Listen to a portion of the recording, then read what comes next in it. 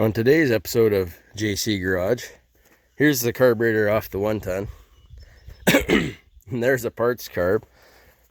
And it's got the old 454 in her. And the needle and seat keeps hanging up. So I got this needle and seat. There's the seat. And there's the needle. So take those two pieces. Get this one opened up. Should open. But anyway, I need two hands. And we'll see what's going on. See where we've been beating on it. Anyway, see if I can do a 2-cent fix here on this carb. But anyway, bring it back in a bit. So I got this needle and seat out. Carb's relatively clean inside. So what's going on is the fuel pump can't overtake this seating into the seat. So I'll just spin you around here. Look at me. You hear it blowing through? And I push it in.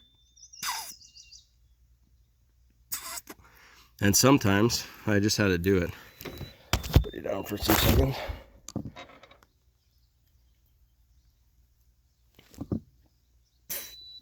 Now it doesn't want to do it, but anyway, I pushed it in, and as hard as I could blow, it wouldn't pop out.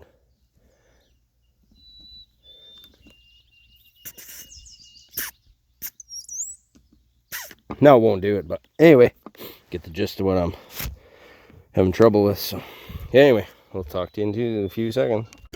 So possibly more the problem than the needle and seat was the fact this float was so low. That's your needle and seat closed, and the float was still down at the bottom of the bowl.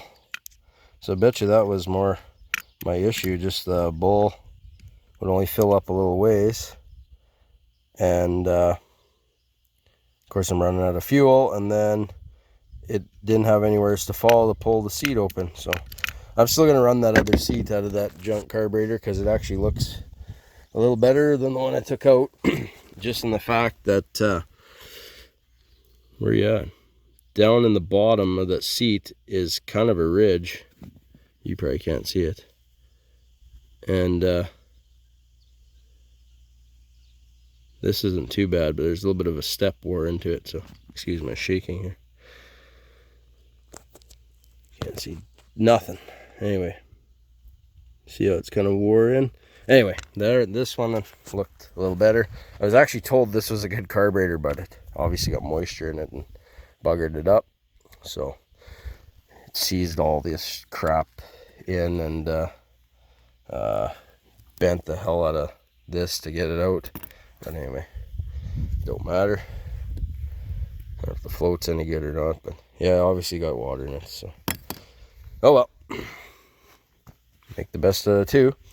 I took this apart gingerly and I saved the gasket. Like I said, she's a 2-cent rebuild, so we'll get her back together and put it on the truck and we'll see if it runs. Talk to you in a few. Okay, got the dirty old thing back together. Rode the struggle bus a little bit.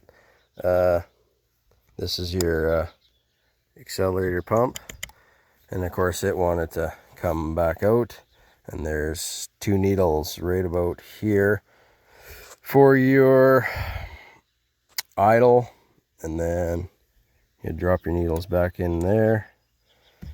And yeah, I did take this apart and I checked the fuel filter. It still looks good. I changed it not too long ago. Anyway, let's go bolt this thing in and see if it runs. So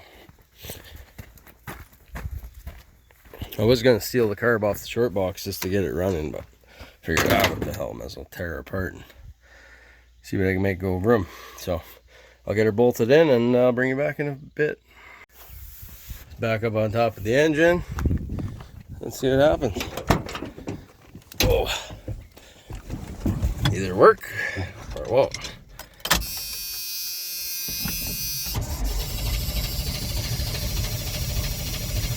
Has to pump some fuel in the carb.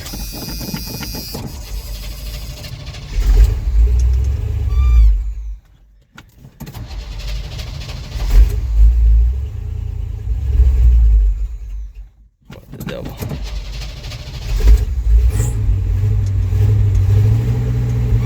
Well, it's running. Let's stay idling on the little bastard.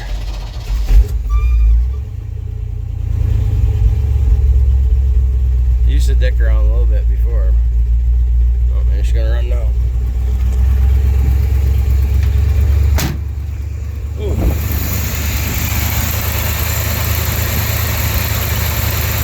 Choke's opening up.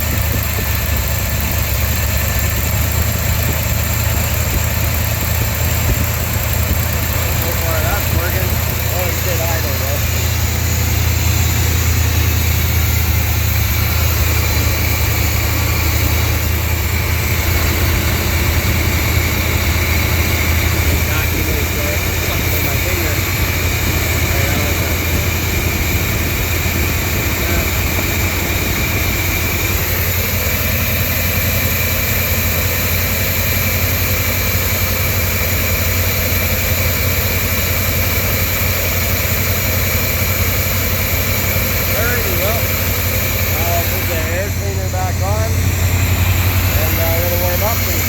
Tools and all that junk, and then I'll take it for a ride.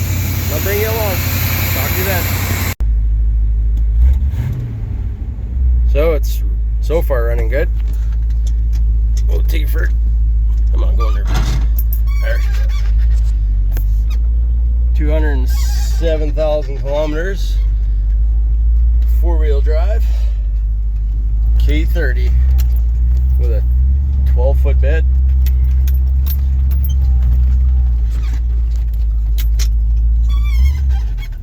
So what it would do before is it would quit, wouldn't even idle lots of times, and it would stall out, and then you'd bang on the carburetor and it'd go again. So far so good.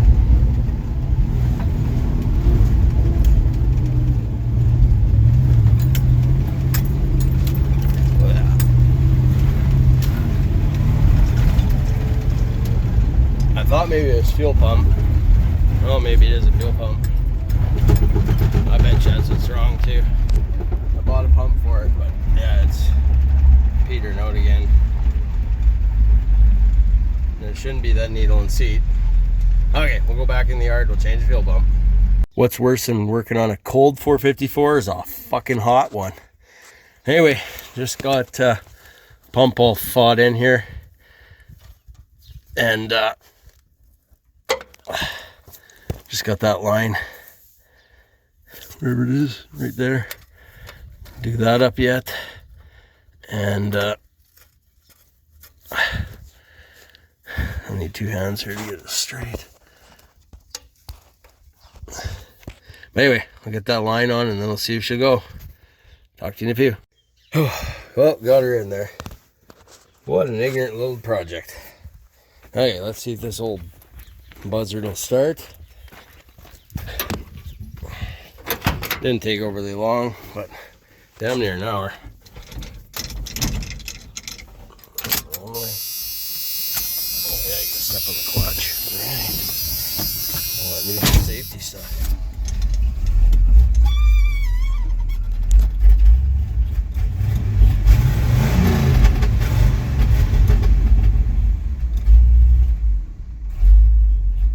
I don't think it's the car. Hurts.